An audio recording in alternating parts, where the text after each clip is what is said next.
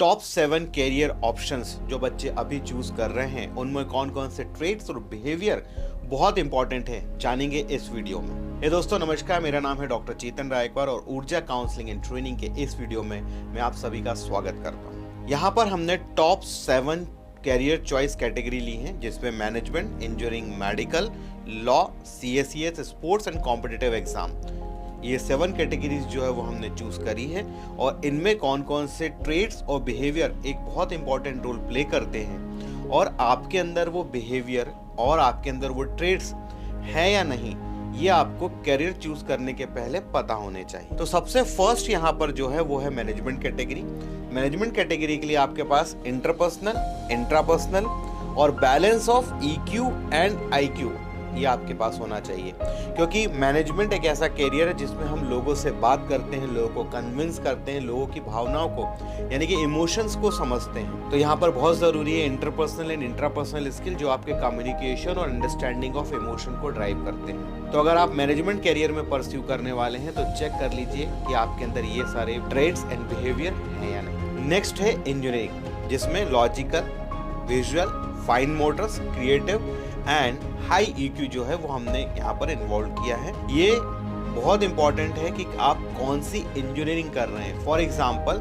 अगर आप डिज़ाइनिंग के कैरियर में हैं, जैसे सिविल इंजीनियरिंग है, या फिर आप कैड कैम आगे जाके मास्टर्स में करने वाले हैं, तो उसके लिए आपको विजुअल जो है वो अच्छा होना चाहिए। विजुअल जो है वो आपके डिजाइनिंग को ड्राइव करता है। फाइन मोटर, ये जो कलाई और हमारे फिंगर्स का एरिया है, इसको हम लोग फाइन मोटर्स बोलते हैं। ये आपका कितना शार्प है उसके अकॉर्डिंग डिपेंड करेगा कि आप सॉफ्टवेयर इंजीनियर या किसी डिजाइनिंग में या फिर मैकेनिकल इंजीनियर कोई डिजाइनिंग वाला काम कर रहे हैं, तो ये डिपेंड करेगा कि आप इंजीनियरिंग की कौन सी ब्रांच में है। नेक्स्ट इज मेडिकल, जिसमें naturalistic, logical, high IQ and balance of EQ and AQ ये बहुत जरूरी है।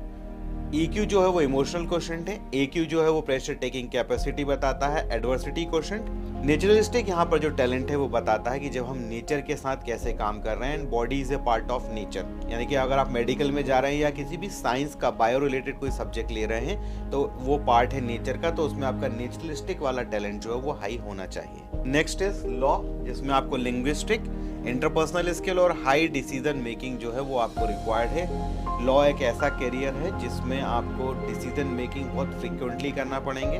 आपको कम्युनिकेशन स्किल जो है वो बहुत अच्छा रखना होगा, मैनिपुलेशन करते हुए आना चाहिए, डॉक्यूमेंटेशन की एक हमारे अंदर टैलेंट होनी चाहिए। तो अगर आपके अंदर ये सारे टैलेंट हैं तो आप law as a career choose कर सकते हैं। नेक्स्ट है CSES, जिसमें logical, linguistic, high IQ and AQ and balanced EQ ये आपको ज़रूरत पड़ेगी।